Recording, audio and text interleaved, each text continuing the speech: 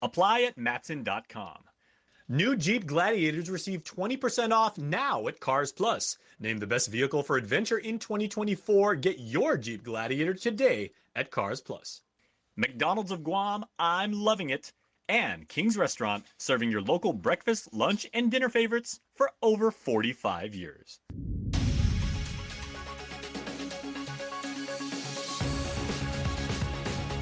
Ahead on KUAM News Primetime. A frightening moment for a woman walking in Dededo on Independence Day. She was able to escape her would-be robbers after being shot at. Plus, the first time ever Good Samaritan Heroes Award is presented to the man who stopped a violent criminal after he was driving erratically, nearly hitting other cars.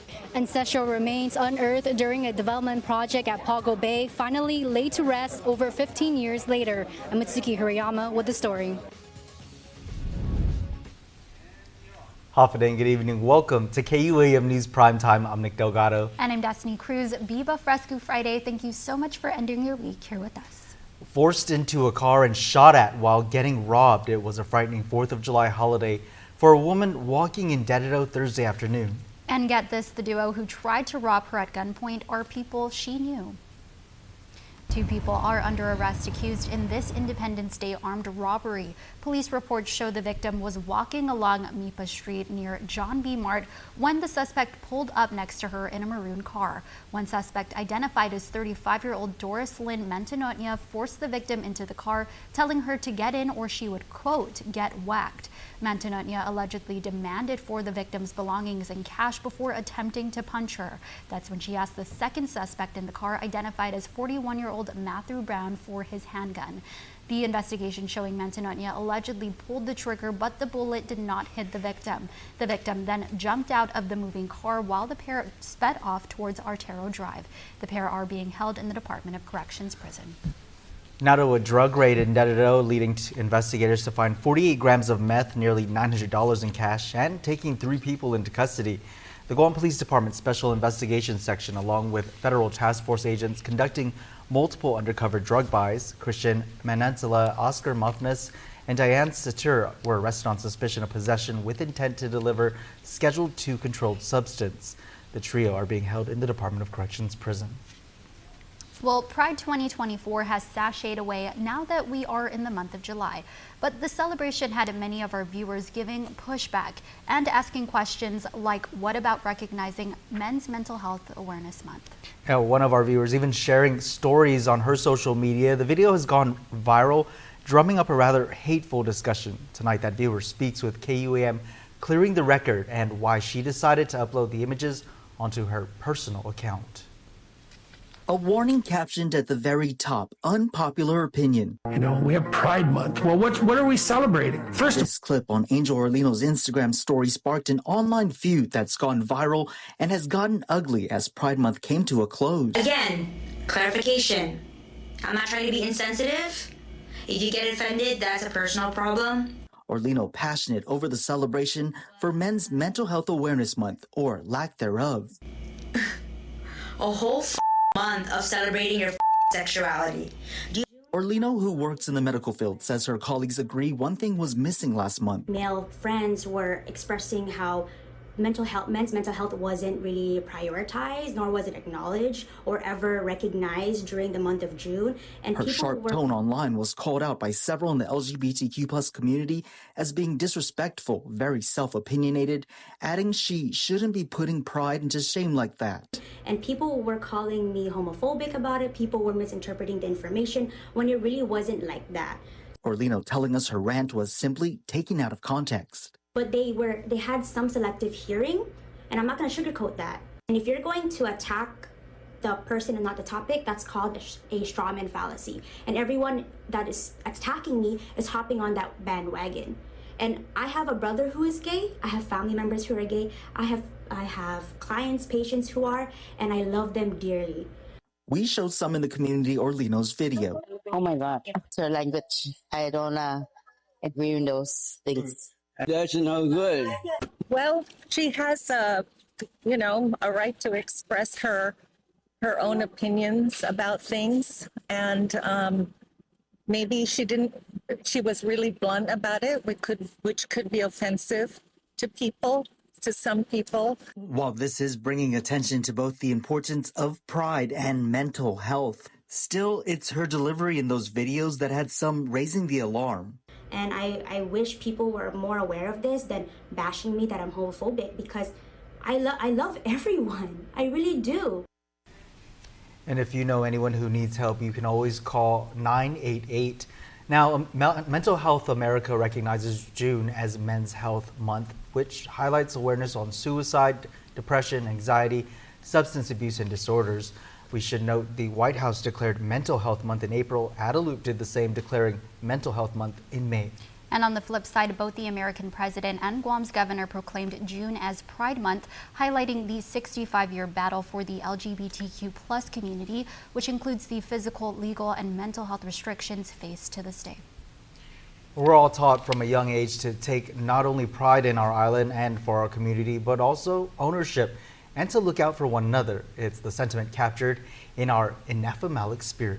And was one resident who embodies that essence is being recognized for his swift thinking. Jason Salas has his heroic story.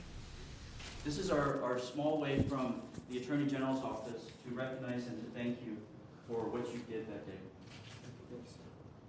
Heroism has no shelf life, and in continued recognition of his very selfless and brave act amid a potentially dangerous situation, the Attorney General's office gave Patrick Unkanko an award, the very first of its kind. His courage, Mr. Unkanko showed that anyone can step up to make our island a safer place. Wanting to publicly demonstrate how taking responsibility and using his presence of mind stop crime and save lives, A.G. Douglas Moylan presented the Good Samaritan Award. It sheds light on the stewardship one man took for his family and the greater community. Good Samaritans, law-abiding people that want to protect others and help others.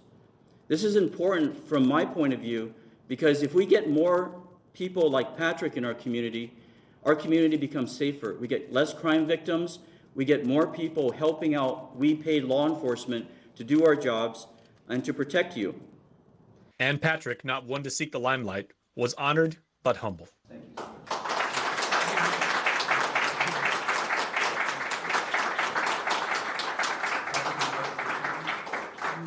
I don't really have anything to say.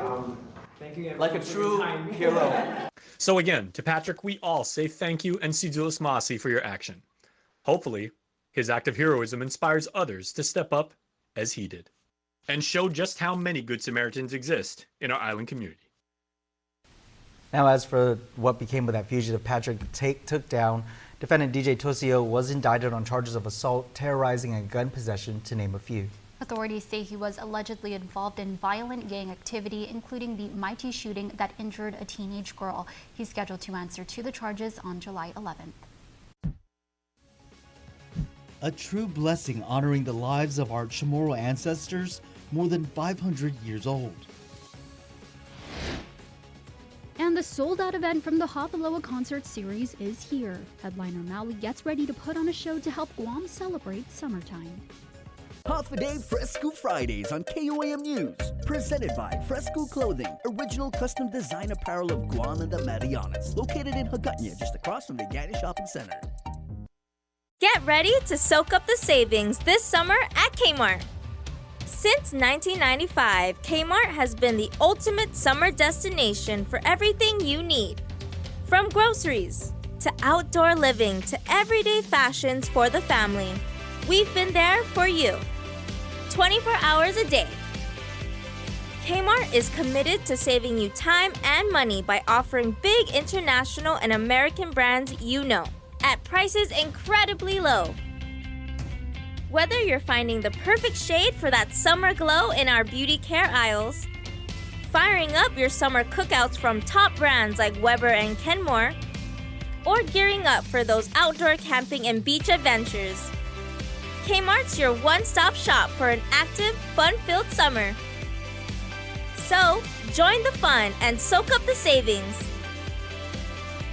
You'll find everything you need and more, only at Kmart, the ultimate shopping destination in Guam, where savings, quality, and summer fun meet under one roof.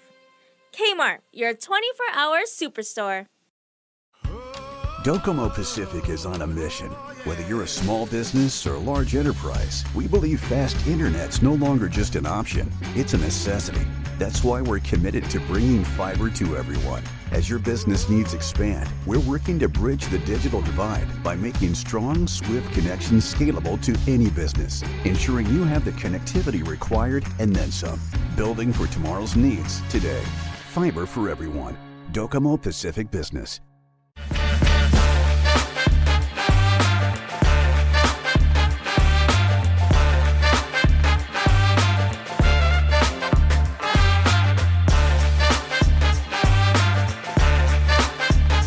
Hey fam, this is Brandon the Truth Bearer here at Mount Carmel down in Agate, Guam, letting you know for the school year 2024-2025, Mount Carmel is starting a brand new program. Full martial arts, required part of the curriculum every single day. Me of all people, I understand that it takes a team to make this happen.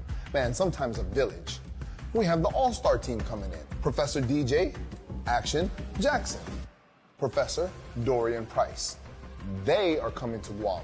They are coming to Mount Carmel to help make sure that the Alliance Training Center Academy program is running on all cylinders.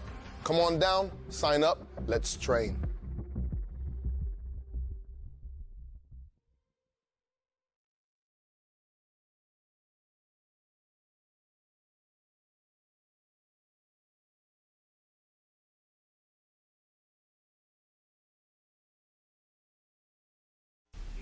Welcome back to Prime Time. The Northern Marianas Senate President says more data is needed to truly understand the military buildup impact to the local economy. Regional correspondent Tomas Manglotny reports on the concerns over defense spending.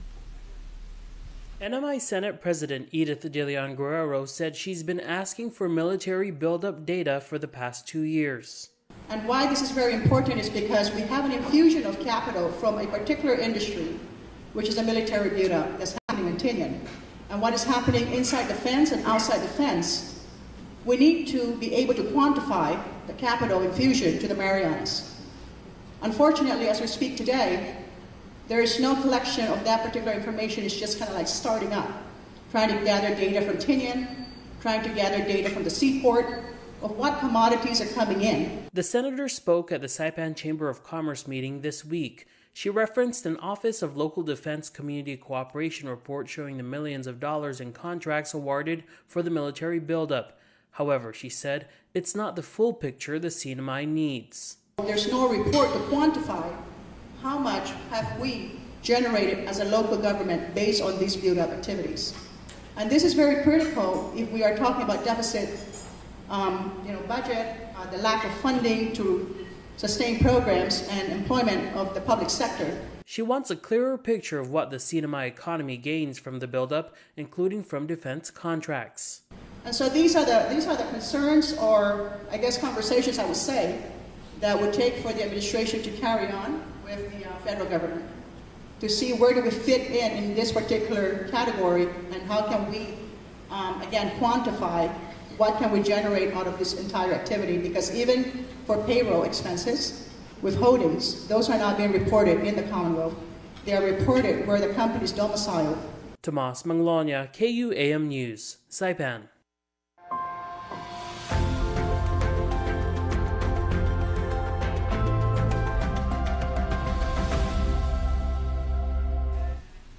Pay yellow, pay that sunshine yellow. Lucky sunshine yellow. Games of chance are making a return to this year's 80th Liberation Day festivities after Governor Lou Leon Guerrero gave the green light to Mayor's Council of Guam President Jesse Allig. The topic was hotly debated for some time, but the governor made it clear the games may be conducted for entertainment during the Liberation Block Party on July 20th and 21st, but it must comply with Guam law requirements.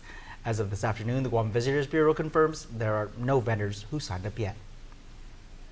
Nearly a dozen ancestral remains buried in the Pago Bay Resort development were finally laid to rest Friday morning. A solemn reburial ceremony took place at Memorial Park outside the resort in Jotnya to honor the ancestors and ask for their forgiveness. Mitsuki Hirayama has more. 11 ancestral remains unearthed during Pago Bay Resort's development back in 2007 were finally laid to rest Friday in a solemn reburial ceremony. With much respect, we honor our ancestors whom we have disturbed and ask for their forgiveness as we lay them back to rest in this solemn location. The remains, wrapped in muslin cloth and placed in woven baskets, were reinterred in a memorial park just outside the resort in Zotnya. Guam State Historic Preservation Officer Patrick Lujan. It took some time for us to get around during the reburial ceremony, but we're here, we're happy. It's been about 15 years since they were unearthed, and they were in storage. And over the last couple of months, we really worked hard to get this done in partnership with the developer. The resort has been mired in controversy for over a decade since the original plans for a high-rise condo was met with public outcry. Grassroots advocacy group Save Southern Guam took developer Wanfang Construction and the Guam Land Use Commission to court back in 2016. In 2018, the commission ended up revoking their permits. But still, today is a great day for Pago Bay resident Adrian Gogui, a member of Save Southern Guam. I don't want to take away from today's event. It's a glorious day in our island's history. This is a long time coming, and I want to offer my deepest respects to the descendants of our ancestors that were reinterred here. And I look forward to, also spreading the word about responsible development, because certainly this falls in that area where we have to reinter our ancestors. Gogui adds the group will release a letter sometime next week, hoping for responsible development moving forward. Mitsuki Hirayama, KUAM News. Thanks, Suki. Well, grab your cowboy hats and dust off your boots. And no, we're not talking about Beyonce. We are excited for a country reggae fest happening in Tumon this weekend. Maui sits down at Hafaloa ahead of their sold-out concert this Saturday. They're a favorite worldwide and in this place in the sun.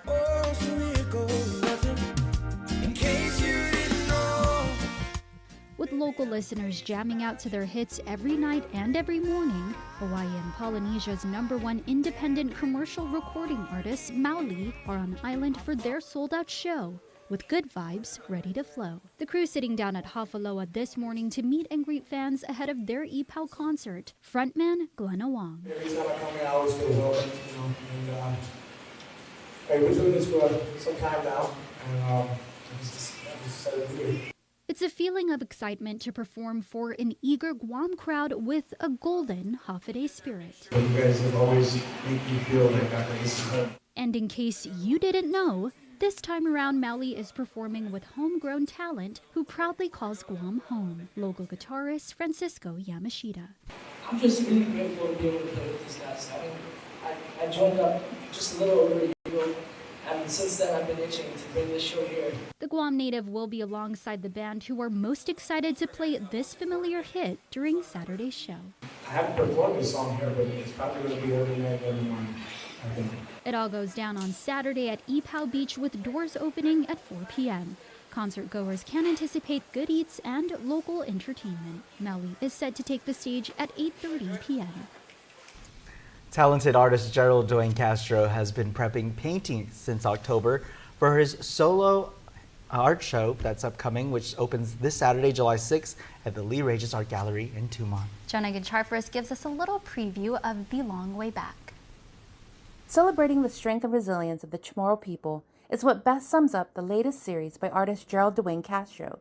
He has over 20 paintings that will be on display at the Lee Regis Art Gallery on the second floor of the Tumon Sands Plaza as part of his solo art show, Ikaiha Tati, A Long Way Back, which is Castro's third body of work to be showcased.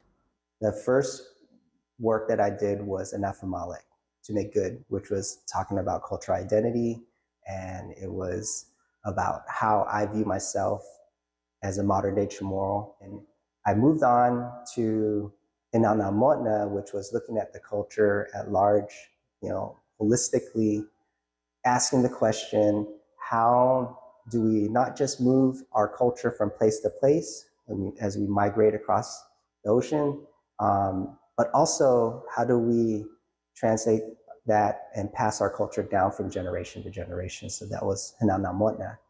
And Kaya Tati, A Long Way Back, which is about the really it's about our culture and our natural way that we migrate, right? Looking specifically at the migrator and our migration tendencies, and specifically our diaspora. The show, which opens on Saturday, July 6th, is made possible by a KUAM grant and the National Endowment for the Arts. So it was an idea I pitched for the award, to try to figure out how do I showcase our diaspora, and how can we celebrate that part of our history, that element of our culture. So it starts there. I started this project, I think in October of last year, and I'm still painting right now until the show. Castro was able to give a preview of some of the pieces that will be featured. I see this painting similar to the way that I wanted to approach the entire body of work. You have, first off, it's titled Iot Zentago, which means near and far. And when you look at the Chamorro culture, there's those of us who stay back home and those of us who go out and explore and ultimately come back.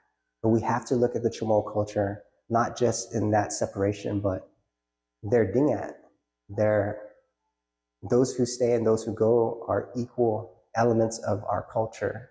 Ikay Hatati opens on Saturday, July 6th, with a reception from 4 p.m. to 6 p.m. The show will run until August 20th. The work that you see is going to tell a story, and it's going to tell our story. And this is part of my story, as you have been a part of the diaspora for about 25 years before coming back home. I think that every time I approach a piece, I have to execute it at a very high level of skill, ultimately trust the process, that in the end, it's going to be nice, and I would show it. I would, and other people would enjoy it. Jonagan Charfris, KUAM News.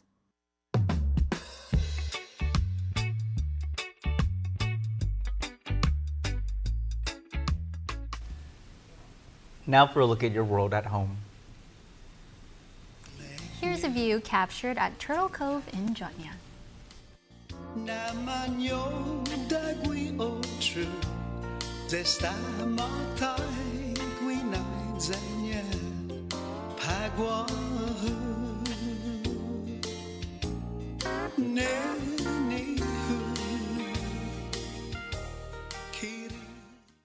Whatever it was, when I needed help, I had a community and I had people who had my back. And so I want to continue building that kind of place for our kids here on Guam. Guam is my lifelong home. It really, truly is. Everything that I have done throughout my entire career as a young person has been in service to the people of Guam. But I feel a true, strong calling to serve our people in this capacity, to go to Congress and fight for everything that is due to our people, to ensure that we have parity, to ensure that we have true protection for our island of all the things that make Guam good, that make Guam unique, our culture, our environment, our ocean, our land, everything that makes Guam Guam.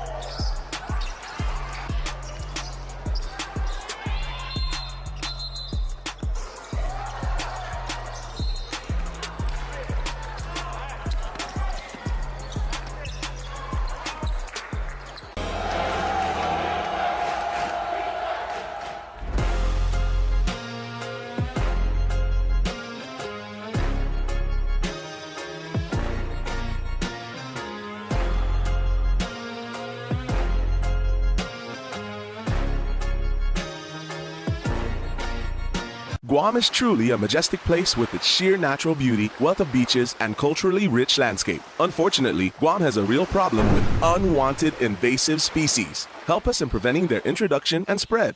The coconut rhinoceros beetle, the little fire ant, the African snail, Siam weed. These are just a few of the numerous invasives on Guam. Follow proper custom procedures when bringing plants and animals into Guam. Help protect Guam.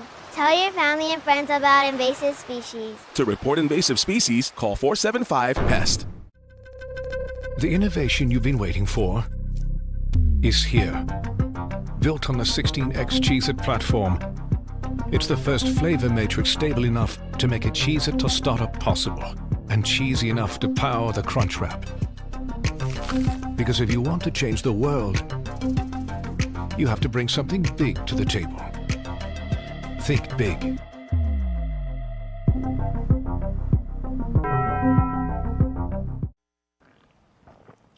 Ooh. Foodie Call is brought to you by Pepsi. That's what I like.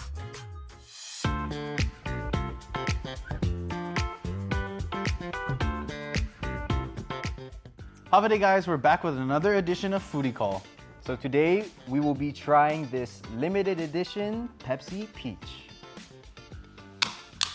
Cheers. Cheers. Cheers. That's really good. You can really taste the peach. Yeah, it's very peachy and very flavorful. It's a nice change of pace for if you're like a regular Pepsi drinker and you want kind of like a different taste to it. This one's definitely the one to get. Oh, you know, I actually saw a video regarding Pepsi Peach earlier. Oh, nice. Let's see it. Let's check it out.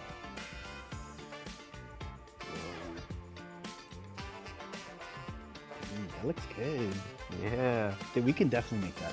Yeah? You think so? I think so. All right, let's do it. Let's do it. Let's do it. Whoa! Look at that. How did that get there? Dude, that was cool. That's enough. Okay, next Pepsi. should be the Pepsi. We'll do it slow. There we go. All right, let's give this a Give try. it a try. Here, you should go first. No, I think you should go first. Really? Yeah. Okay, I'll go first. Ooh, that's really good. Whoa. For me, it's kind of like a root beer float, but with like a peach base instead of like a root beer. I would dip some fries into this. I would definitely eat some like hot fries with this too, yeah. That's it for today's episode of Foodie Call. Thank you so much to Pepsi for sponsoring today's episode. This drink was super fun and easy to make, and I'm sure that you guys will have a great time doing it at home. Well, be sure to look for this Pepsi Peach because it's only available for a limited time at a store near you. We'll see you guys next week. Foodie Call is brought to you by Pepsi. That's what I like.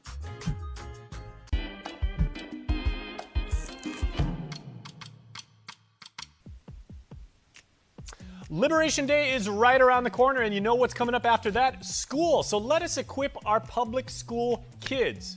All kids. Let's support everyone else because we at the KUAM Care Force, Kmart, Harvest House, and Ohima are calling on the community to get over 600 foster kids all set for the new school year with backpacks and school supplies. Please drop off your generous donations such as number 2 pencils, crayons, paper binders, folders, notebooks, and water flasks to our friends at Kmart. You can do so by the 25th. And thank you on behalf of all of the foster kids for equipping them to be their very best when they head back to class. Speaking of class, many classes at Father Uranus Memorial School are tipping it off and going head to head. You know, some spirited competition over there at the home of the Friars because they are having their alumni basketball tournament at the Jungle. That's the old school gym. I played many, many games in there against the Friars, lost all of them, but that's a completely different story. Make sure to check them out because the classes are playing. This is for all the marbles. Bragging rights off the charts here. Viva Friars. I love the alma mater, by the way. My dad went to FD, I did not, but that's a great alma mater. And the MVA, the Marianas Visitors Authority, is asking you to mark your calendars for a wonderful event, Beef, Beer, and Bands, that is happening up in Tinian, I should say. Tinian? Yeah, it's happening in Tinian. BBB, Beef, Beer, and Bands. But you know, of course, beef, beer, and bands affect all of us Guamanians across the Marianas, so make sure to check that out in Tinian. All right, I am going to take, obviously, a very well-deserved nap. I will see you guys next week.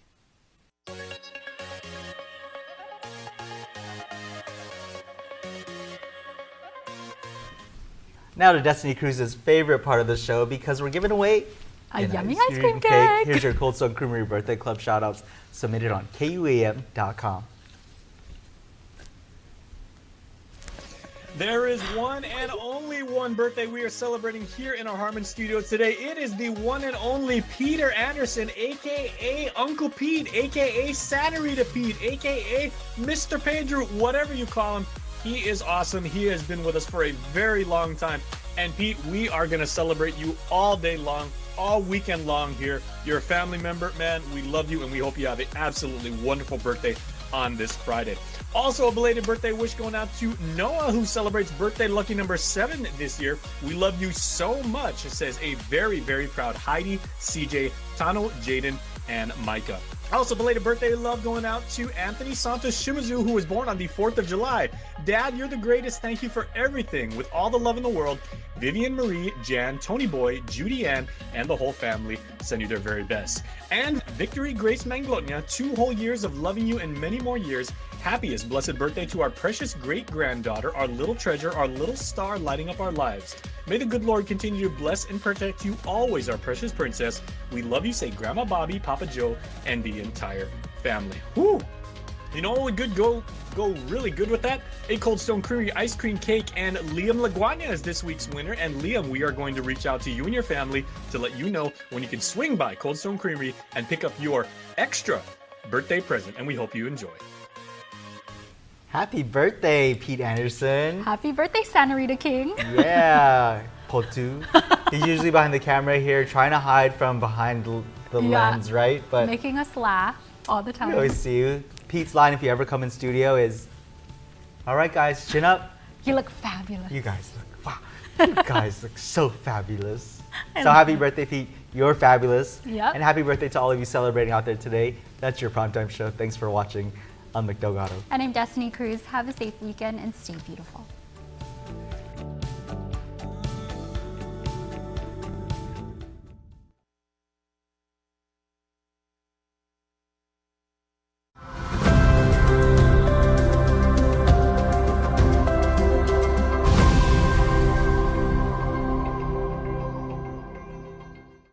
Welcome back to another episode of Sinamay Weekly. The Sinamay recently marked its 78th Liberation Day. Here's a look at the preparation and the parade. 2024 Liberation Day Queen! Please put your hands together for Zayda Hokok Manglonia from the beautiful island of Rona! The Royal Court is set for the July 4th parade as the NMI marks its 78th Liberation Day. The parade along Beach Road begins at 10 a.m. This year's theme, honoring the memories from the past with moments of today. To join us to celebrate this 78th liberation of our grandparents, great-grandparents, that were liberated back 78 years ago from the Camp Susupi. The grandstand in Garapan is ready. It was built by the Department of Corrections Outreach and Logistics participants. The Manamco Center is also preparing to join the parade, which will feature 55 groups, including 11 floats. I think this year's theme is very important for them because it has something to do with memories from the past. They're right now, they're seniors, they're older than us. They know everything from the past. They knew everything from the past. So it'd be really important for them, and it's a memorable one for them. Guam Governor Lulian Guerrero is expected to be among the dignitaries watching. The Guam Army National Guard Band will also join the celebration. My first time in the Liberation Parade.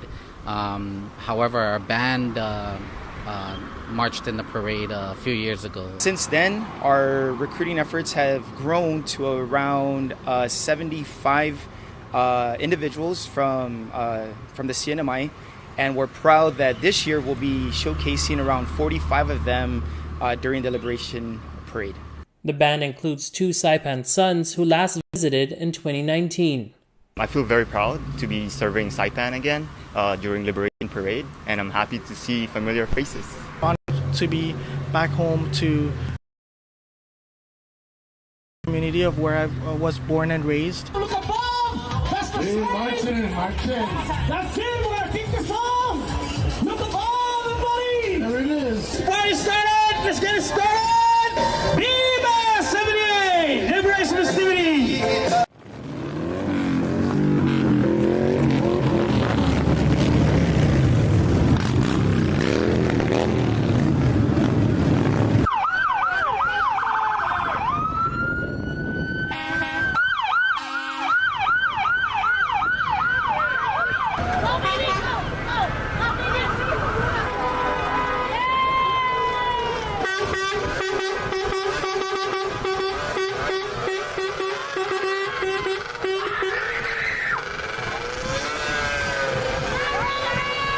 Happy 4th of July. Happy Liberation Day for our people, the Northern Marianas, Saipan in particular.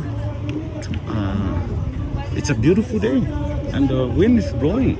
Well, I just want to wish everyone a happy Liberation Day and of course also a happy Independence Day for those in the States. So, you know, we are part of the U.S. family, so happy 4th, basically.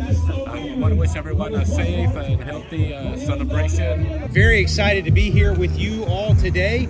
We've got representatives from the Guam National Guard, from the Army Reserve, the USS Rafael Peralta is here, the Marine Corps Band is here, and we're just thrilled to be able to share in this, your 78th celebration of the release and the liberation from Camp Susupi.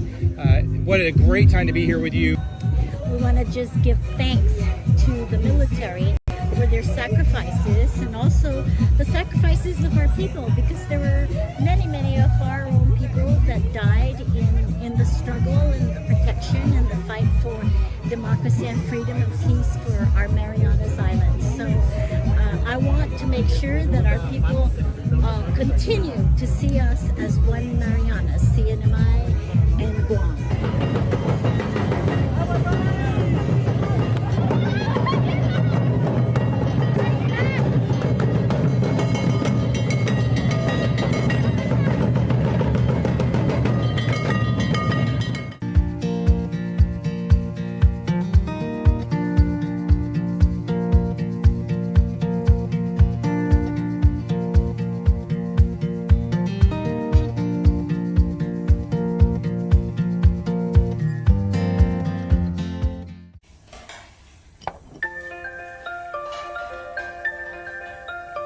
Honey, do you want some milk?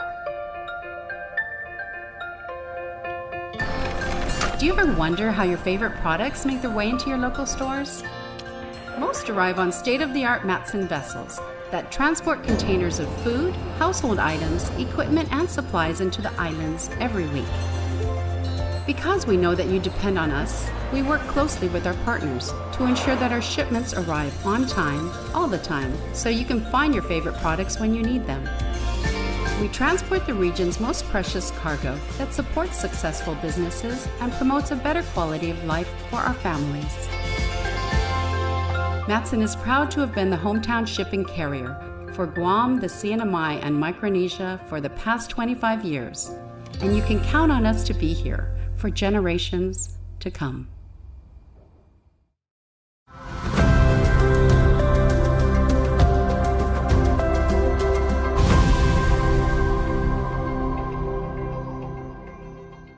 Welcome back to another episode of CNMI Weekly. Now to our one-on-one exclusive interview with the CNMI Special Prosecutor, James Kingman. Here's our report and extended interview. CNMI Special Prosecutor James Kingman says his work is a mission. The disappointments and heartbreak that have been here for decades is not something that this place is doomed to repeat. Things can get better, but I can't do it alone. I'm an outsider. I'm here to coach and facilitate. The Harvard Law grad from Corsicana in East Texas, which has a population of 20,000, moved to Saipan a year ago. He's prosecuting the criminal case against former Governor Ralph Torres and leads the Interagency Public Integrity Task Force under the Attorney General's office. I've spoken with so many folks who really believe in change and really believe in letting this place be what it can be, but they're timid. They're worried that there's going to be repercussions. And I just want to express that you don't need to worry about that anymore.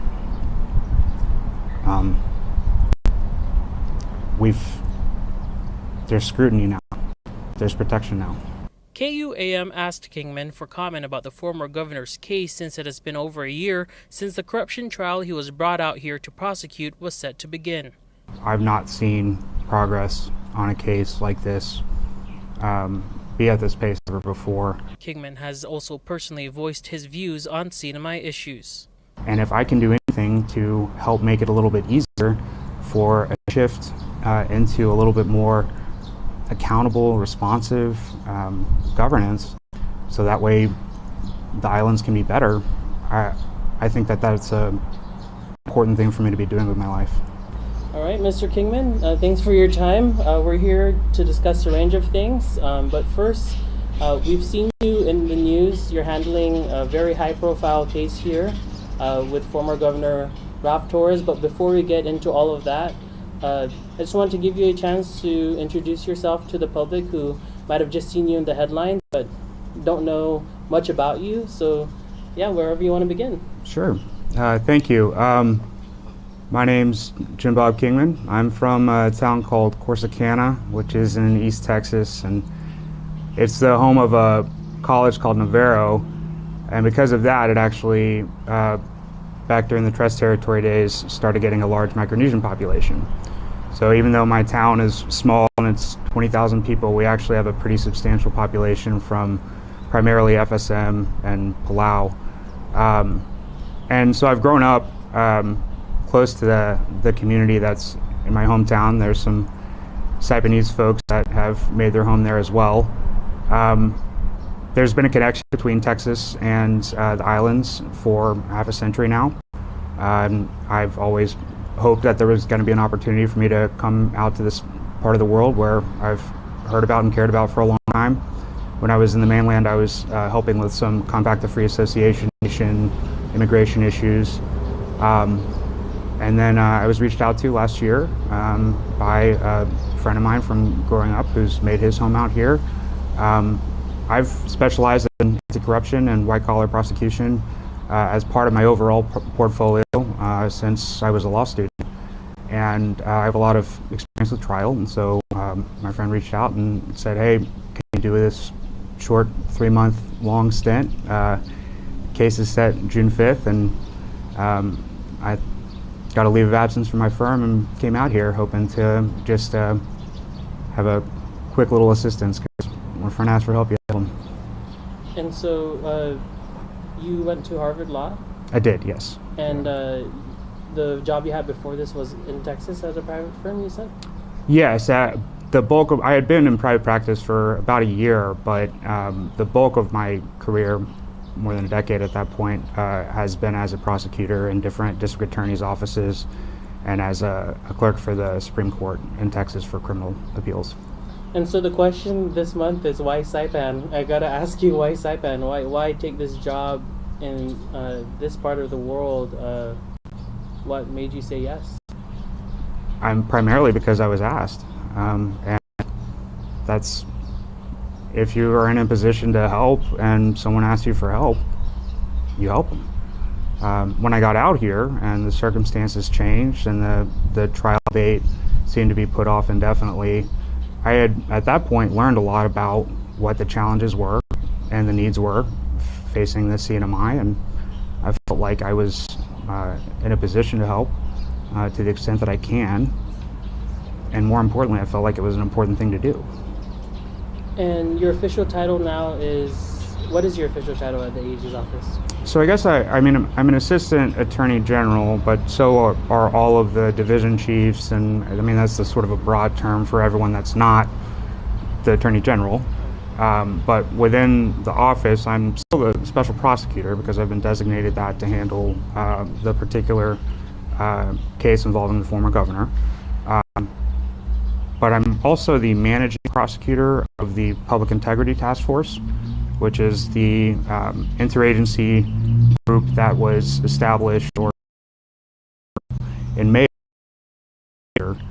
And whenever it became clear that I was going to be waiting for the case that I was brought out here to go to, it seemed like, well, this is a way that I can keep working on trying to assist with the Commonwealth while I'm waiting for the case that I was brought here to come to court.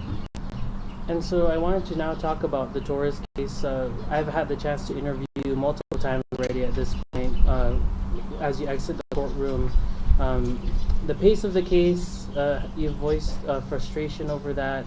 To the extent you're able to speak to it, what is the status of the Torres case now, and what's your view on how it's been handled so far? You know, I'm not gonna comment on rulings or anything other than noting that I've not seen progress on a case like this be at this pace ever before, and I, frustrated is not maybe not the right term, because it's not like there's not other work to do. There is, but I think it's important for the Commonwealth that it has a right too, and operating with a scheduling order is important. And we've asked our judiciary to administer the rule of law, and I think it's important to make sure that that's happening. All right. Did you have any further comments about the Torres case? I'm not going to talk about the substance of it or any of the rulings. There's been a lot of newspaper articles and publicity, but really, whenever it's time for us to go to court, I hope that there will be an airing of everything in the open. And I read somewhere, correct me if I'm wrong, but I am on social media, and I read that you felt like you were brought here for a reason. It sounds like it's a mission for you. This work is a mission. Is that fair characterization, or how would you describe it? Yes, I feel like there are a lot of small world synchronicities that happen to line up where someone that's like me, that's from a small town, so I'm comfortable in a small town, someone that has some experience trying cases like this, and someone with a connection to the region, that's not a very common set of characteristics. And this work, it fills me with a lot of purpose and contentment, because I do believe this could just be so much better.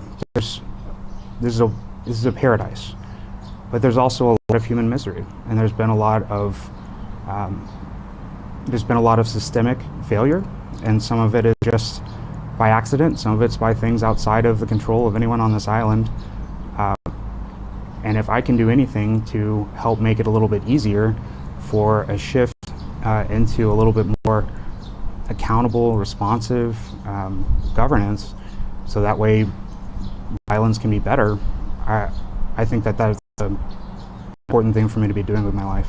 Guam's auto appearance specialist, Elegant Reflections, has been providing the automotive industry with professional detailing and car care products at its highest quality, from complete detailing, full interior detailing, exterior detailing, headlamp restoration, hand washing, seat and carpet shampoo, engine degreasing, undercarriage cleaning, paint sealant, fabric protection, paint oxidation removal, and so much more. Visit us at our new location. Call 646-5555 for an appointment. Elegant Reflections, Guam's auto appearance specialist, over 20 years of experience.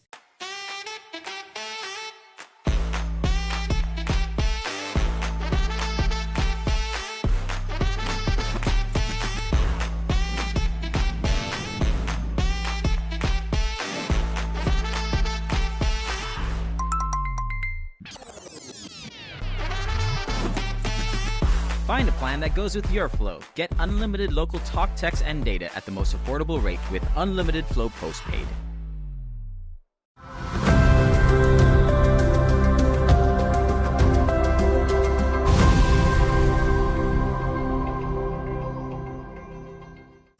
I think your statement is also reflective of some of the public statements you've made outside of your capacity at the AG's office.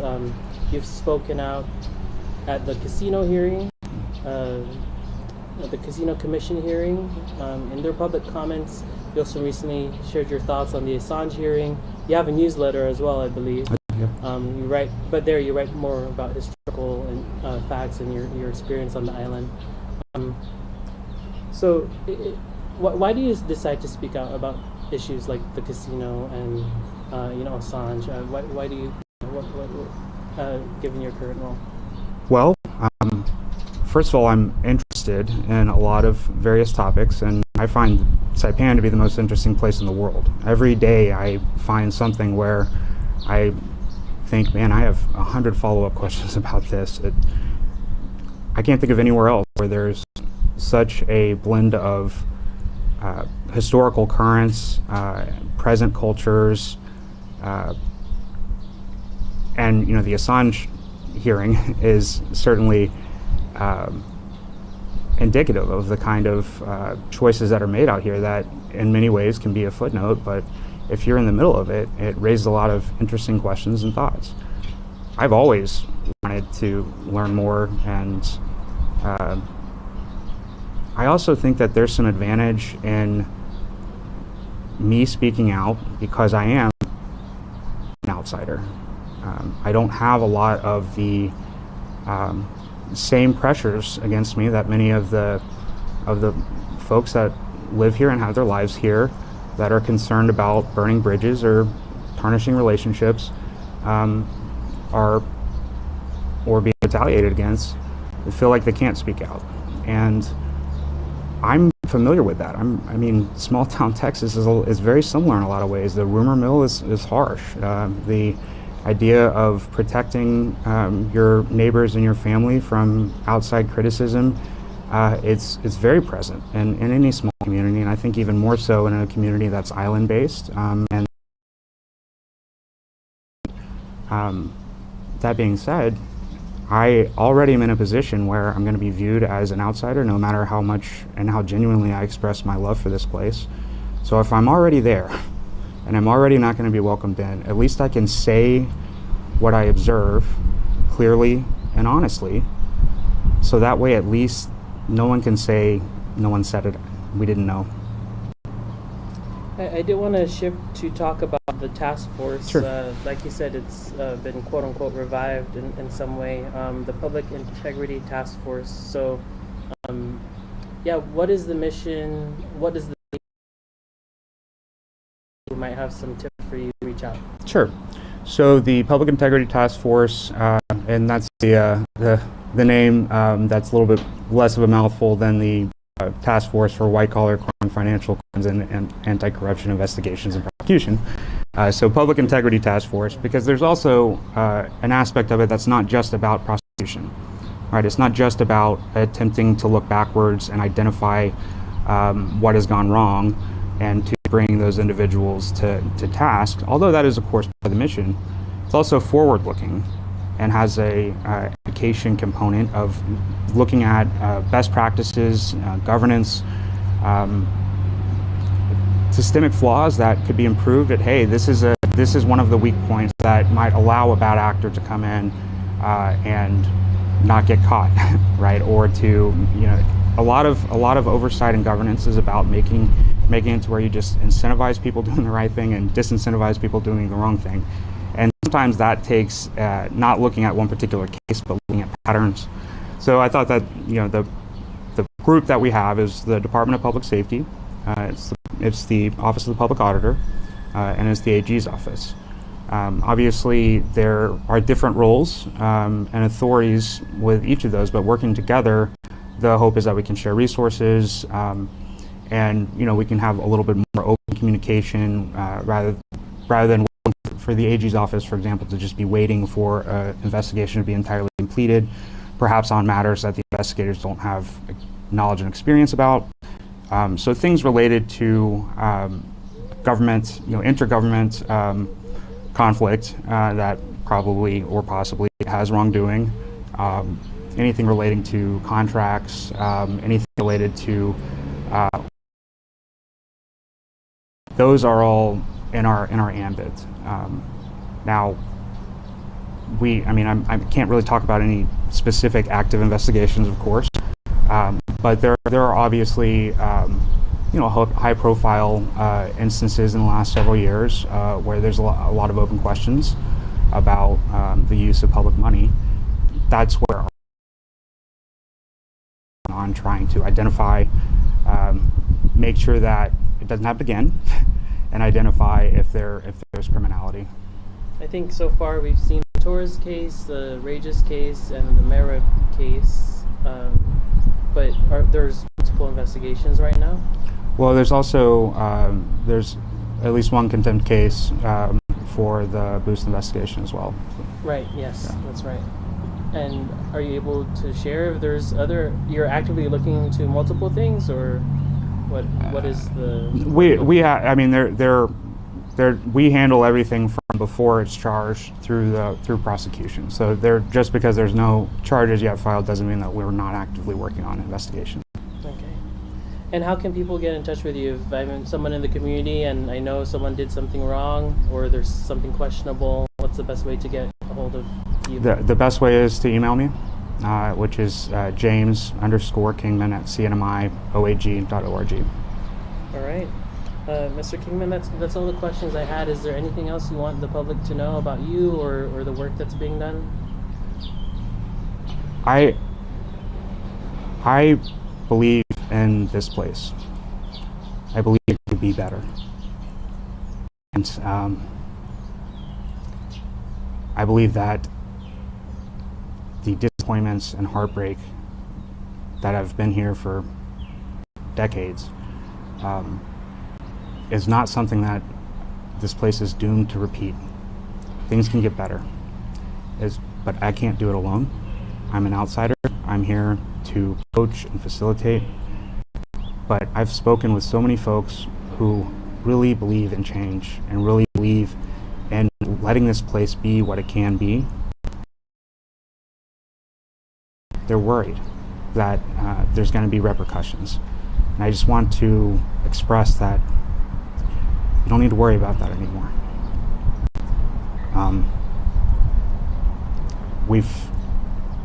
There's scrutiny now. There's action now. So if you want to be part of the future and change, please reach out and help us.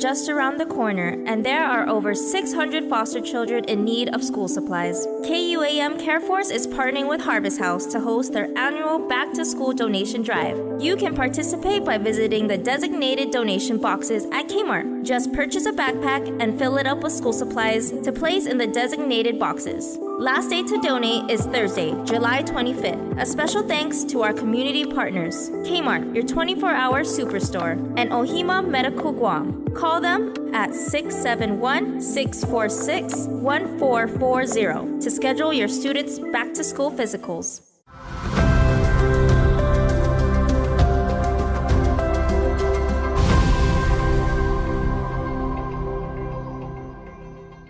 And we close out this episode of CNMI Weekly with a look back at FestPac with a performance by CNMI delegates.